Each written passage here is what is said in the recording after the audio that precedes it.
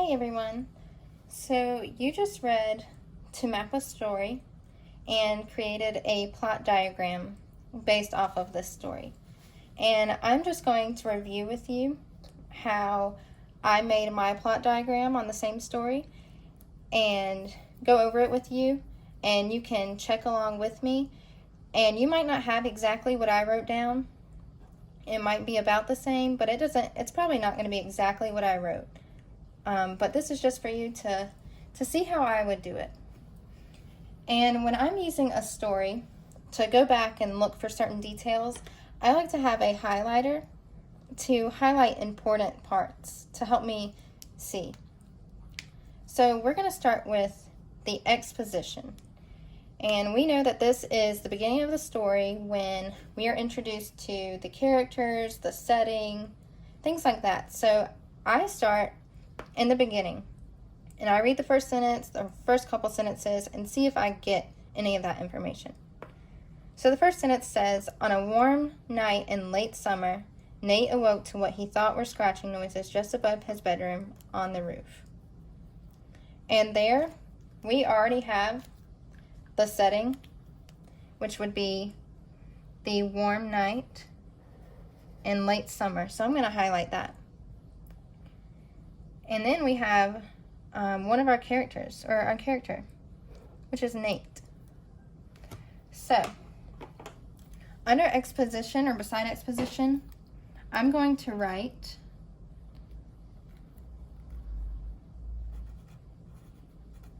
warm night in late summer. And I'm also going to write Nate. He is who we're introduced to in the beginning of the story. Right? And then our rising action. And remember, there can be more than one rising action. So this is the things that happen in the story before the climax, before the big turning point. So, as I read along, or in that first sentence, it introduced us to the setting, the character. He awoke to what he thought were scratching noises just above his bedroom on the roof. So I think that's a pretty important part in the story, was when he awoke to the scratching noises. So I'm going to highlight scratching noises just above his bedroom. And under rising action, I'm just going to write right here. He heard scratching noises. All right. And as we keep reading, we're going to see what else happens before the big turning point. So he waited, the noise stopped, and then it tells us that he watched a scary movie and his sister told him not to. Soon he fell back asleep. Then it happened again. He heard it. So here's another thing that happens. It happened again.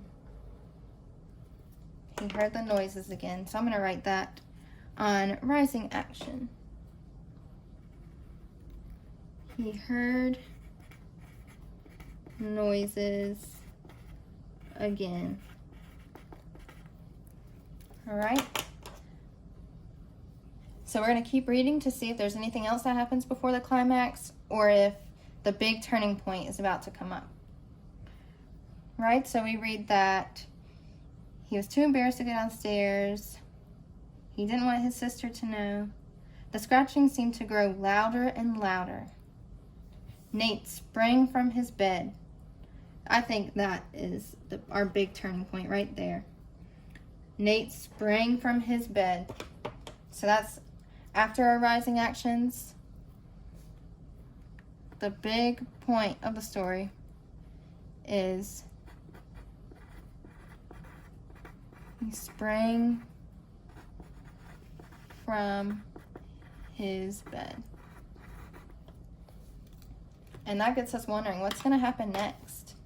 Everything that happens after the climax will be falling actions. So what happens after this big turning point? All right, and we'll keep reading to find that out. And so we see he's standing still in the room. He felt his heart pounding, and he's wondering what it was. He worked up the courage to move toward the window. He reached out, unlatched the lock, and with eyes closed tight, he opened it wide. So I'm going to highlight, he opened it wide. And before that, he moved toward the window and opened it wide. So under falling action, we'll write a little bullet. So after he sprang from his bed, he moved to the window and he opened it.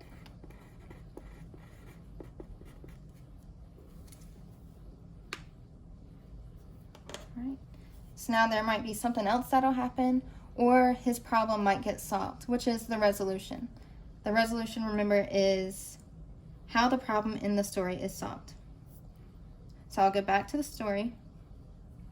Leaning his head out, he looked to the ground below. Nothing. Just then, right above him, he heard the slightest scratch. Up on the rooftop was a small branch of a large oak tree rubbing gently against the house. Nate gave a sigh of relief and returned to bed. He'd asked his father to cut down the tree in the morning. All right, so there we see the problem is solved because he found out that the scratching noises were just from a large oak tree rubbing against the house. So for our resolution, I'm going to write, up on the rooftop there was a small branch, a large oak tree rubbing gently against the house. All right, so that's how his problem was solved. That's what he realized. So I'll scoot that over. And under resolution, I'm going to write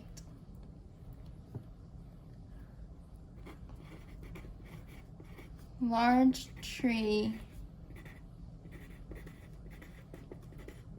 rubbing against the house. And also how he plans on solving that, we see in the end, he's going to ask his dad to cut down the tree. So I'm going to highlight, ask his father to cut down the tree. That's how he's going to solve his problem. That's how he's not going to get scared at night. So we're going to write, ask dad to cut tree down. All right. So that is my thought process of making the plot diagram onto Map a Story. I showed you how I went through and I highlighted important parts and I would go and write it in, and how there can be multiple rising actions, multiple falling actions, and resolutions. And once we have everything together, we get a sense of the story, the whole plot of it. All right.